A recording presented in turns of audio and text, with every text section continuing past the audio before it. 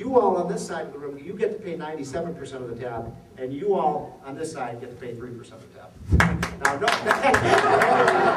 Here's the amazing thing about it. Here's the most amazing thing. Liberals look at this and they say, you know what the problem with that? These sons of bitches aren't paying enough, right? I mean, isn't that true? I mean, that's what they basically say. Now, here's the other amazing thing. How many of you have heard, because he says this almost every speech, 95% of Americans are going to get a tax cut under my plan. You all heard him say that, right? 95% of Americans are going to get a tax cut. There's one problem with that. And I didn't go to Stanford, MIT. I don't have a PhD in mathematics like some of these guys do. But here's what I don't get. How do you cut 95% taxes for 95% of Americans when 40% don't pay any income tax at all? I mean, that's the statistic, right? 40% don't pay any income tax, so how do you give those people a tax cut?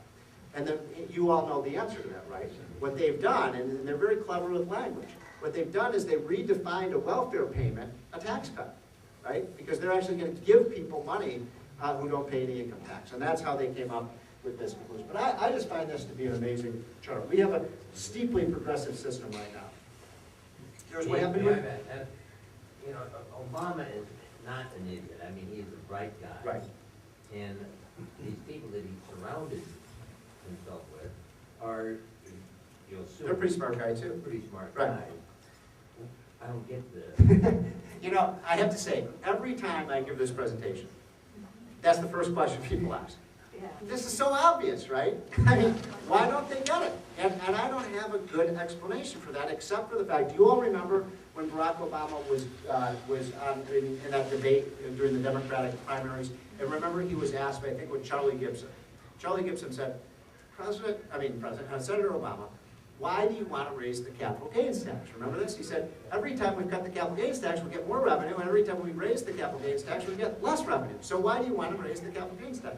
And he kind of, you know, in his inimitable style, he went on for 5 minutes and didn't answer the question. And then finally, you know, he kept pressing on this. Why do you want to raise the capital gains tax when you're going to lose revenue from doing it? And remember what he said? He finally fell back on ideology. He said, I want to raise the capital gains tax even though it's going to lose revenue because it's, quote, the fair thing to do. And here's the problem. I mean, this is the point we make over and over in the book.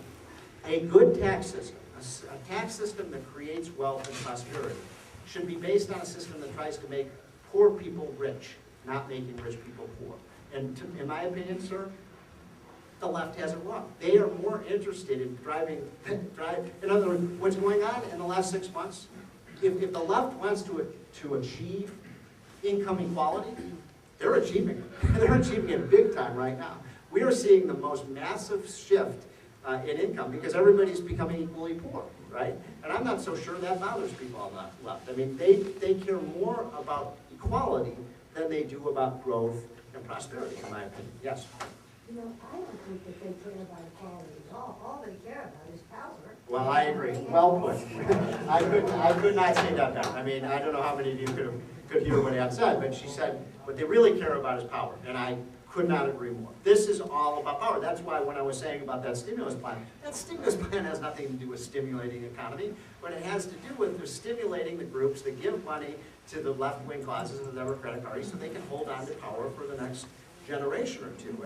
And so I couldn't agree more. It's about power. One more question, then we'll move on. Yeah.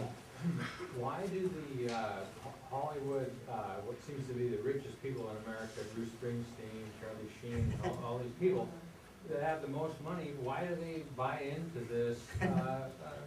That's a good question too. Why is it that these rich liberals, you know, it is an amazing statistic, a depressing statistic to me.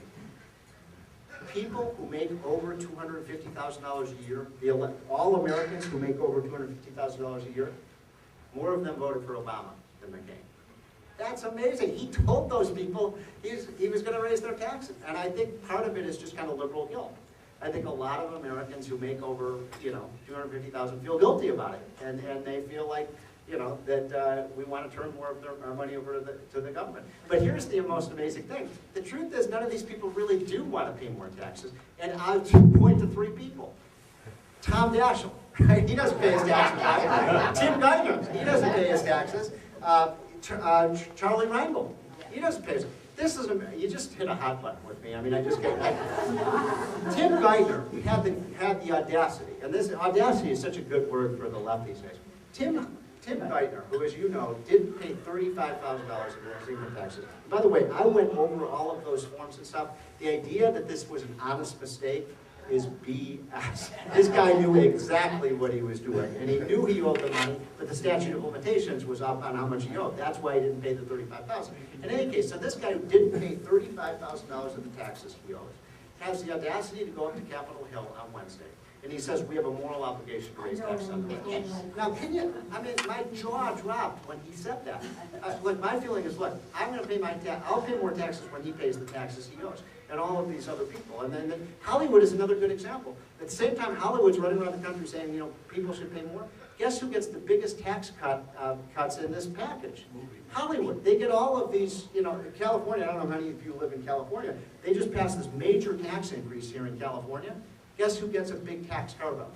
Hollywood movie producers. So, you know, these guys feel like they're special and they should be carved out. All right, now, on inflation, I just want to mention this because this is important in terms of where we are today. You can see what happens in the 70s once we go off the gold standard. Inflation goes up. How many of you remember 20% mortgage interest rates? Remember that in the late 1970s? And we had 14.5% inflation, and Jimmy Carter's merciful last year in office.